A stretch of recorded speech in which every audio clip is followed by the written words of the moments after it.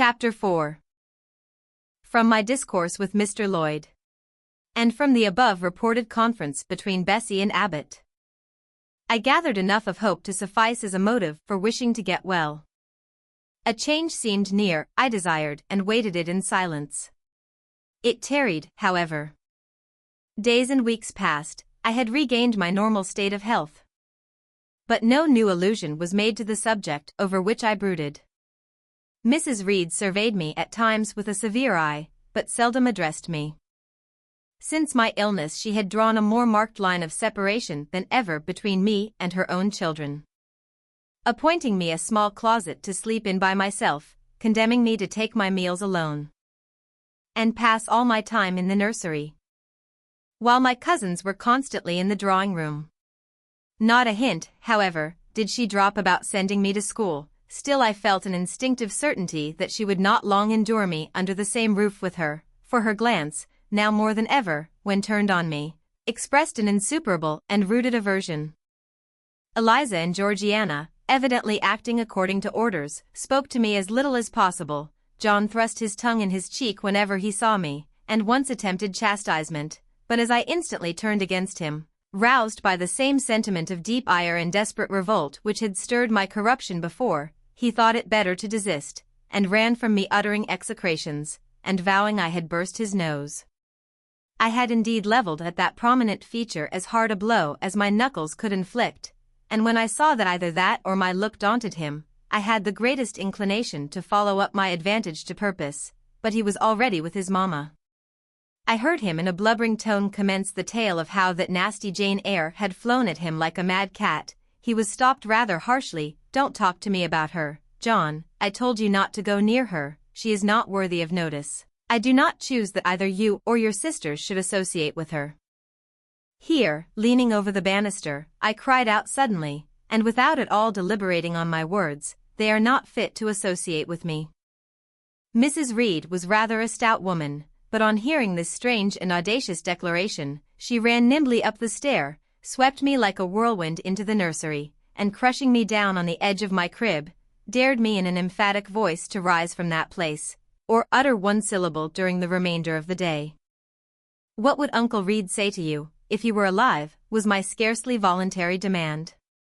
I say scarcely voluntary, for it seemed as if my tongue pronounced words without my will consenting to their utterance. Something spoke out of me over which I had no control. "What?" said Mrs. Reed under her breath, her usually cold, composed grey eye became troubled with a look like fear. She took her hand from my arm, and gazed at me as if she really did not know whether I were child or fiend. I was now in for it.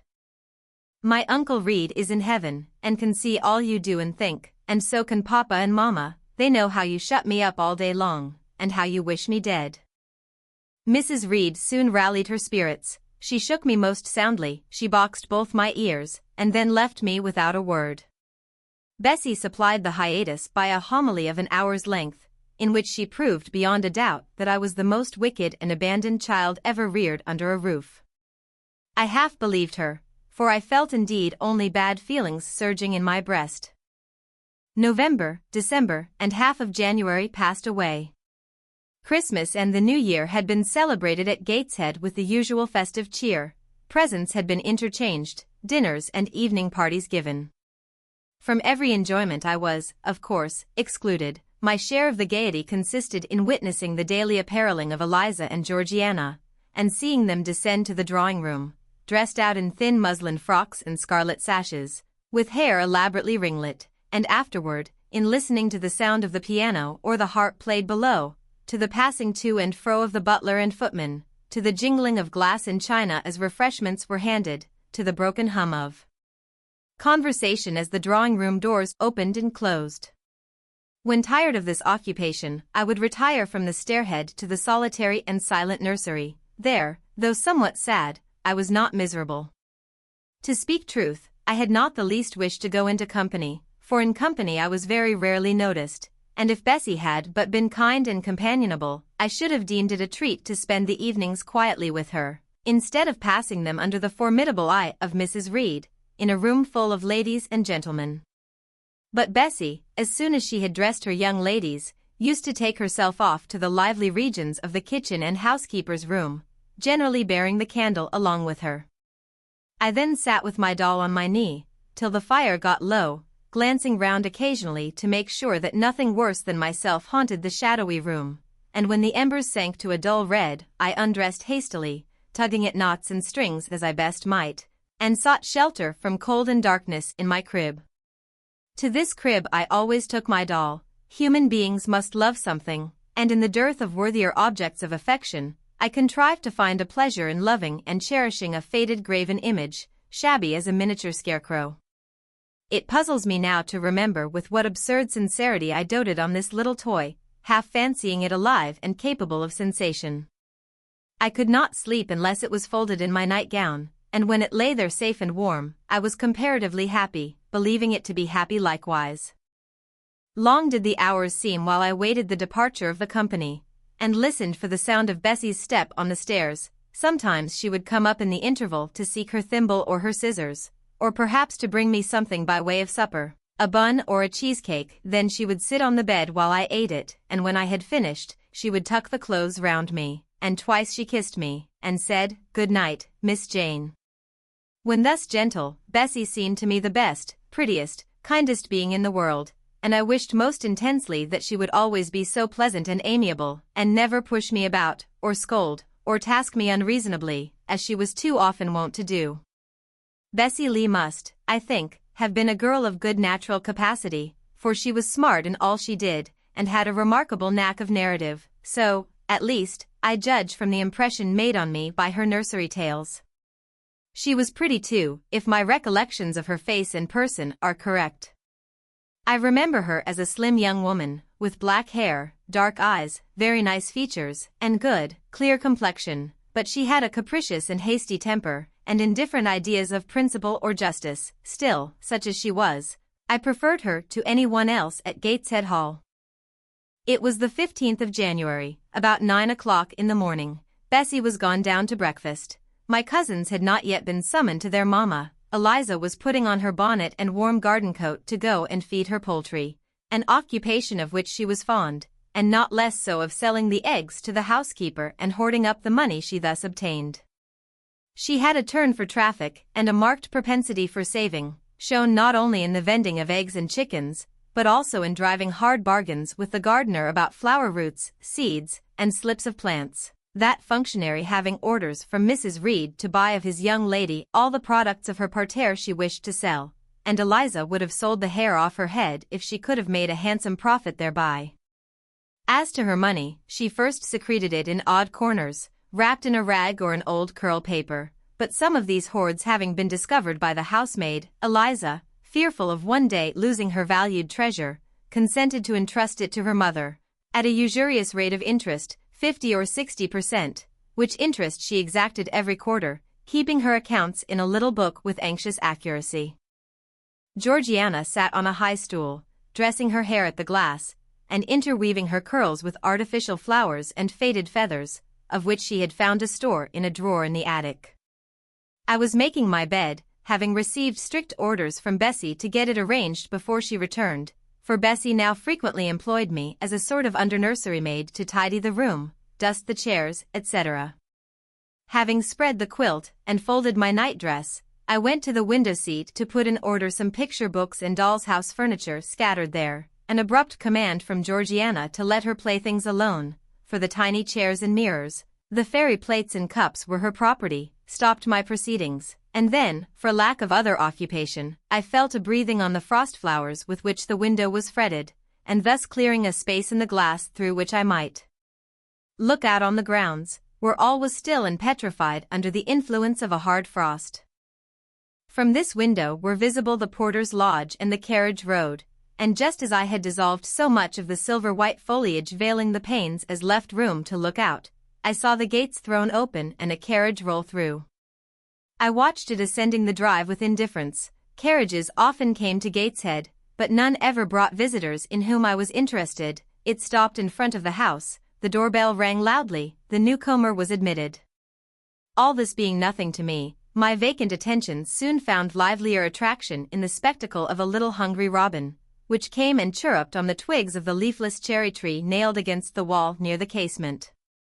The remains of my breakfast of bread and milk stood on the table, and having crumbled a morsel of roll, I was tugging at the sash to put out the crumbs on the windowsill, when Bessie came running upstairs into the nursery. "Miss Jane, take off your pinafore. What are you doing there? Have you washed your hands and face this morning?" I gave another tug before I answered, for I wanted the bird to be secure of its bread. The sash yielded, I scattered the crumbs. Some on the stone sill. Some on the cherry tree bough. Then, closing the window, I replied, "No, Bessie, I have only just finished dusting."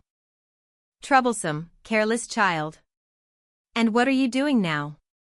You look quite red, as if you had been about some mischief. What were you opening the window for?" I was spared the trouble of answering, for Bessie seemed in too great a hurry to listen to explanations. She hauled me to the washstand, inflicted a merciless, but happily brief scrub on my face and hands with soap, water, and a coarse towel, disciplined my head with a bristly brush, denuded me of my pinafore, and then hurrying me to the top of the stairs, bid me go down directly, as I was wanted in the breakfast room. I would have asked who wanted me. I would have demanded if Mrs. Reed was there, but Bessie was already gone, and had closed the nursery door upon me. I slowly descended. For nearly 3 months, I had never been called to Mrs. Reed's presence, restricted so long to the nursery. The breakfast, dining, and drawing rooms were become for me awful regions, on which it dismayed me to intrude. I now stood in the empty hall. Before me was the breakfast room door, and I stopped, intimidated and trembling. What a miserable little poltroon had fear, engendered of unjust punishment, made of me in those days. I feared to return to the nursery, and feared to go forward to the parlor. 10 minutes I stood in agitated hesitation. The vehement ringing of the breakfast room bell decided me. I must enter. Who could want me? I asked inwardly, as with both hands I turned the stiff door handle which, for a second or two, resisted my efforts. What should I see besides Aunt Reed in the apartment, a man or a woman? The handle turned, the door unclosed, and passing through and courtesying low, I looked up at a black pillar. Such at least appeared to me, at first sight, the straight, narrow, sable-clad shape standing erect on the rug. The grim face at the top was like a carved mask, placed above the shaft by way of capital. Mrs. Reed occupied her usual seat by the fireside. She made a signal to me to approach. I did so, and she introduced me to the stony stranger with the words, "This is the little girl respecting whom I applied to you." He, for it was a man, turned his head slowly toward where I stood, and having examined me with the 2 inquisitive-looking gray eyes which twinkled under a pair of bushy brows, said solemnly, and in a bass voice, "Her size is small. What is her age?" 10 years. So much, was the doubtful answer, and he prolonged his scrutiny for some minutes. Presently he addressed me. "Your name, little girl?" "Jane Eyre, sir." In uttering these words I looked up. He seemed to me a tall gentleman, but then I was very little. His features were large, and they and all the lines of his frame were equally harsh and prim. "Well, Jane Eyre, and are you a good child?" Impossible to reply to this in the affirmative. My little world held a contrary opinion. I was silent. Mrs. Reed answered for me by an expressive shake of the head, adding soon, "Perhaps the less said on that subject the better, Mr. Brocklehurst." Sorry indeed to hear it. She and I must have some talk, and bending from the perpendicular, he installed his person in the armchair, opposite Mrs. Reed's. "Come here," he said.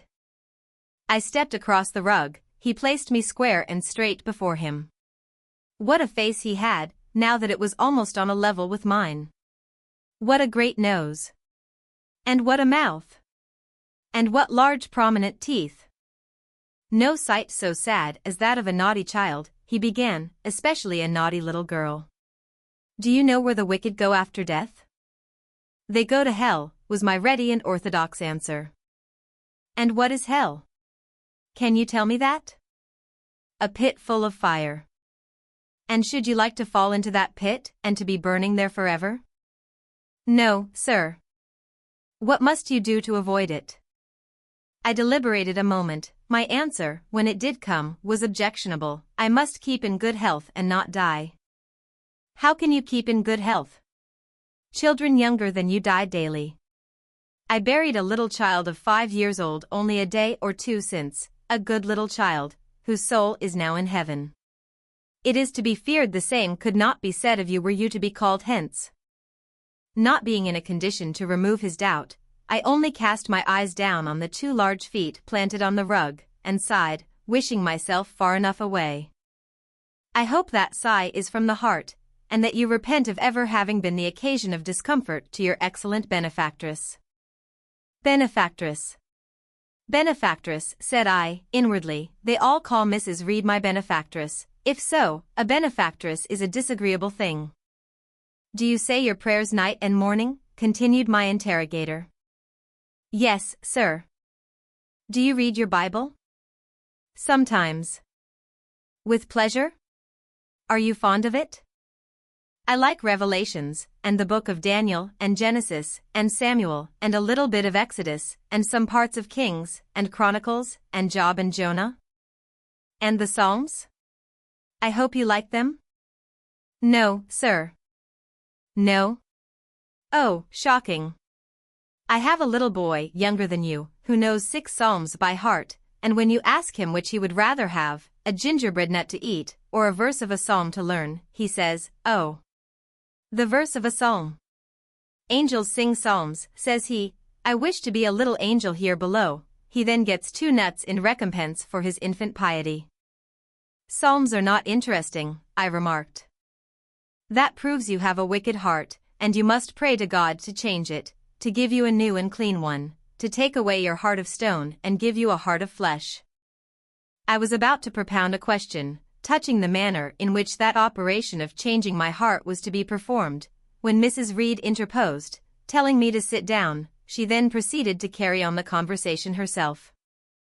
Mr. Brocklehurst, I believe I intimated in the letter which I wrote to you 3 weeks ago, that this little girl has not quite the character and disposition I could wish. Should you admit her into Lowood School, I should be glad if the superintendent and teachers were requested to keep a strict eye on her, and above all, to guard against her worst fault, a tendency to deceit. I mention this in your hearing, Jane, that you may not attempt to impose upon Mr. Brocklehurst. Well might I dread, well might I dislike, Mrs. Reed, for it was her nature to wound me cruelly. Never was I happy in her presence, however carefully I obeyed, however strenuously I strove to please her. My efforts were still repulsed and repaid by such sentences as the above. Now, uttered before a stranger, the accusation cut me to the heart. I dimly perceived that she was already obliterating hope from the new phase of existence which she destined me to enter. I felt, though I could not have expressed the feeling, that she was sowing aversion and unkindness along my future path. I saw myself transformed under Mr. Brocklehurst's eye into an artful, noxious child, and what could I do to remedy the injury? Nothing, indeed, thought I, as I struggled to repress a sob, and hastily wiped away some tears, the impotent evidences of my anguish. Deceit is, indeed, a sad fault in a child, said Mr. Brocklehurst. It is akin to falsehood, and all liars will have their portion in the lake burning with fire and brimstone. She shall, however, be watched, Mrs. Reed. I will speak to Miss Temple and the teachers. I should wish her to be brought up in a manner suiting her prospects, continued my benefactress, to be made useful, to be kept humble. As for the vacations, she will, with your permission, spend them always at Lowood. Your decisions are perfectly judicious, madam, returned Mr. Brocklehurst. Humility is a Christian grace, and one peculiarly appropriate to the pupils of Lowood. I, therefore, direct that a special care shall be bestowed on its cultivation among them. I have studied how best to mortify in them the worldly sentiment of pride, and, only the other day, I had a pleasing proof of my success. My second daughter, Augusta, went with her mamma to visit the school, and on her return she exclaimed, "Oh, dear papa, how quiet and plain all the girls at Lowood look, with their hair combed behind their ears, and their long pinafores, and those little holland pockets outside their frocks. They are almost like poor people's children. And," said she, "they looked at my dress and mamma's, as if they had never seen a silk gown before." "This is the state of things I quite approve," returned Mrs. Reed. had I sought all England over I could scarcely have found a system more exactly fitting a child like Jane Eyre. Consistency, my dear Mr. Brocklehurst. I advocate consistency in all things. Consistency, madam, is the first of Christian duties, and it has been observed in every arrangement connected with the establishment of Lowood, plain fare, simple attire, unsophisticated accommodations, hearty and active habits. Such is the order of the day in the house and its inhabitants. Quite right, sir. I may then depend upon this child being received as a pupil at Lowood, and their being trained in conformity to her position and prospects? Madam, you may. She shall be placed in that nursery of chosen plants, and I trust she will show herself grateful for the inestimable privilege of her election. I will send her, then, as soon as possible, Mr. Brocklehurst, for, I assure you I feel anxious to be relieved of a responsibility that was becoming too irksome. No doubt, madam, and now I wish you good morning. I shall return to Brocklehurst Hall in the course of a week or two. My good friend, the Archdeacon, will not permit me to leave him sooner.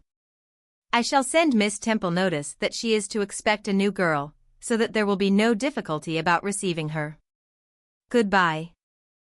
Goodbye, Mr. Brocklehurst. Remember me to Mrs. and Miss Brocklehurst, and to Augusta and Theodore, and Master Broughton Brocklehurst. Account of the awfully sudden death of Martha G., a naughty child addicted to falsehood and deceit. With these words Mr. Brocklehurst put into my hand a thin pamphlet sewn in a cover, and having rung for his carriage, he departed. Opaque, her hair nearly flaxen. Her constitution was sound as a bell. Illness never came near her. She was an exact, clever manager. Her household and tenantry were thoroughly under her control. Her children only at times defied her authority and laughed it to scorn. She dressed well and had a presence in port calculated to set off handsome attire. Sitting on a low stool, a few yards from her armchair, I examined her figure, I perused her features. In my hand I held the tract containing the sudden death of the liar, to which narrative my attention had been pointed as to an appropriate warning. What had just passed, what Mrs. Reed had said concerning me to Mr. Brocklehurst, the whole tenor of their conversation was recent, raw, and stinging in my mind. I had felt every word as acutely as I had heard it plainly, and a passion of resentment fomented now within me. Mrs. Reed looked up from her work, her eye settled on mine, her fingers at the same time suspended their nimble movements. Go out of the room, return to the nursery, was her mandate. My look or something else must have struck her as offensive, for she spoke with extreme, though suppressed irritation. I got up, I went to the door, I came back again, I walked to the window, across the room, then close up to her. Speak I must, I had been trodden on severely, and must turn, but how? What strength had I to dart retaliation at my antagonist? I gathered my energies and launched them in this blunt sentence. I am not deceitful. If I were, I should say I love you, but I declare I do not love you. I dislike you the worst of anybody in the world except John Reed, and this book about the liar you may give to your girl, Georgiana, for it is she who tells lies, and not I. Mrs. Reed's hands still lay on her work inactive, her eye of ice continued to dwell freezingly on mine. What more have you to say? She asked rather in the tone in which a person might address an opponent of adult age than such as is ordinarily used to a child. That eye of hers, that voice, stirred every antipathy I had. Shaking from head to foot, thrilled with ungovernable excitement, I continued, I am glad you are no relation of mine. I will never call you aunt again as long as I live. I will never come to see you when I am grown up, and if anyone asks me how I liked you, and how you treated me, I will say the very thought of you makes me sick, and that you treated me with miserable cruelty. How dare you affirm that, Jane Eyre. How dare I, Mrs. Reed? How dare I? Because it is the truth. You think I have no feelings, and that I can do without one bit of love or kindness, but I cannot live so, and you have no pity. I shall remember how you thrust me back, roughly and violently thrust me back, into the Red Room, and locked me up there, to my dying day, though I was in agony, though I cried out, while suffering with distress, "Have mercy! Have mercy, Aunt Reed!" And that punishment you made me suffer because your wicked boy struck me, knocked me down for nothing.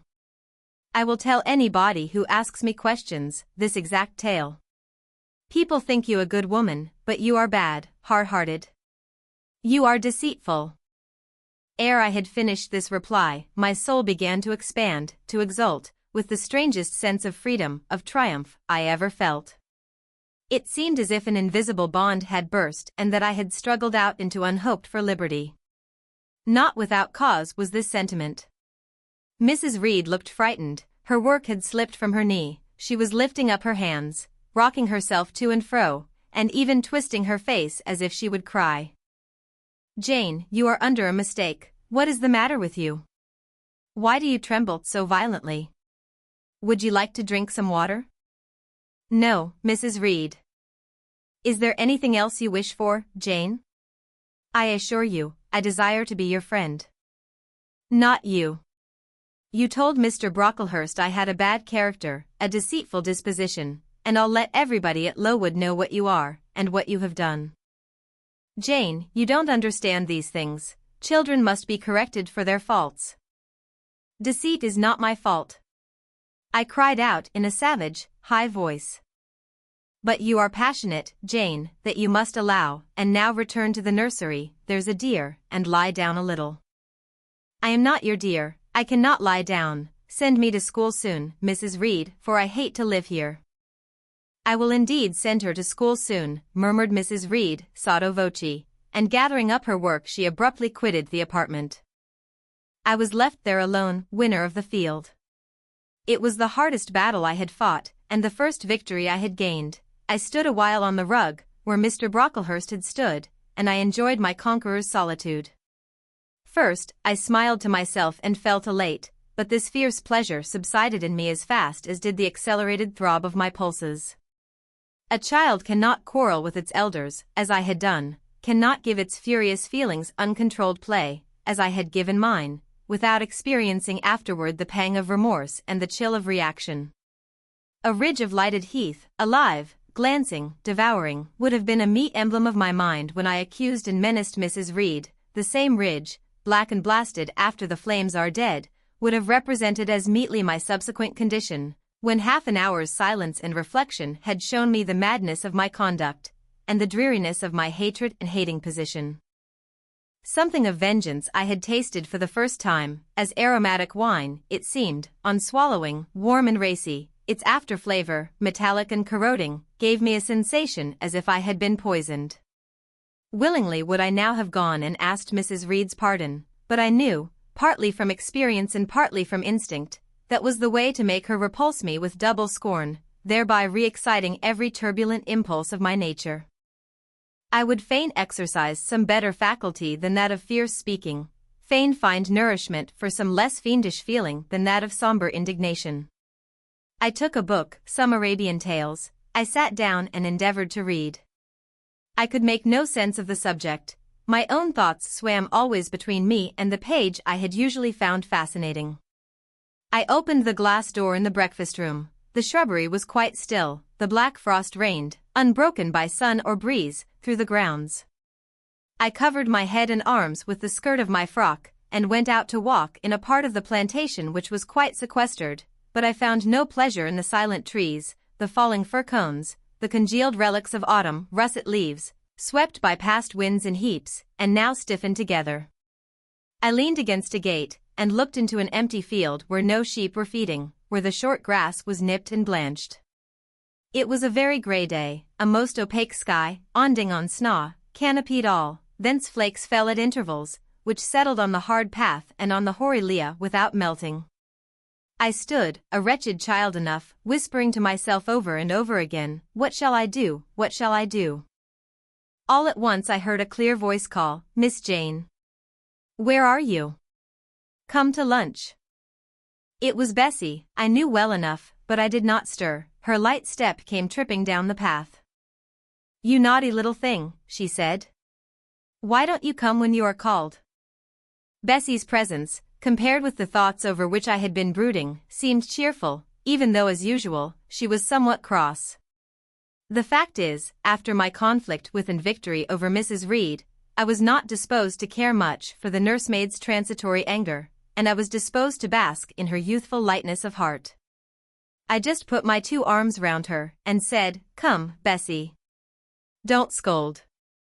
The action was more frank and fearless than any I was habituated to indulge in. Somehow it pleased her. "You are a strange child, Miss Jane," she said, as she looked down at me, "a little, roving, solitary thing, and you are going to school, I suppose?" I nodded. "And won't you be sorry to leave poor Bessie?" "What, does Bessie care for me? She is always scolding me?" "Because you're such a queer, frightened, shy, little thing. You should be bolder." "What? To get more knocks?" "Nonsense. But you are rather put upon, that's certain. My mother said, when she came to see me last week, that she would not like a little one of her own to be in your place. Now, come in, and I've some good news for you." "I don't think you have, Bessie." "Child. What do you mean? What sorrowful eyes you fix on me." "Well. But Mrs. and the young ladies and Master John are going out to tea this afternoon, and you shall have tea with me. I'll ask cook to bake you a little cake, and then you shall help me to look over your drawers, for I am soon to pack your trunk. Mrs. intends you to leave Gateshead in a day or 2, and you shall choose what toys you like to take with you. Bessie, you must promise not to scold me any more till I go." "Well, I will, but mind you are a very good girl, and don't be afraid of me. Don't start when I chance to speak rather sharply, it's so provoking. I don't think I shall ever be afraid of you again, Bessie, because I have got used to you, and I shall soon have another set of people to dread. If you dread them, they'll dislike you." "As you do, Bessie?" "I don't dislike you, miss. I believe I am fonder of you than of all the others." "You don't show it. You little sharp thing. You've got quite a new way of talking. What makes you so venturesome and hardy?" "Why, I shall soon be away from you, and besides, I was going to say something about what had passed between me and Mrs. Reed, but on second thoughts I considered it better to remain silent on that head." "And so you're glad to leave me?" "Not at all, but Bessie, indeed, just now I am rather sorry." "Just now. And rather. How coolly my little lady says it. I dare say now if I were to ask you for a kiss you wouldn't give it me, you'd say you'd rather not." "I'll kiss you and welcome, bend your head down." Bessie stooped, we mutually embraced, and I followed her into the house quite comforted. That afternoon lapsed in peace and harmony, and in the evening Bessie told me some of her most enchanting stories, and sang me some of her sweetest songs. Even for me life had its gleams of sunshine.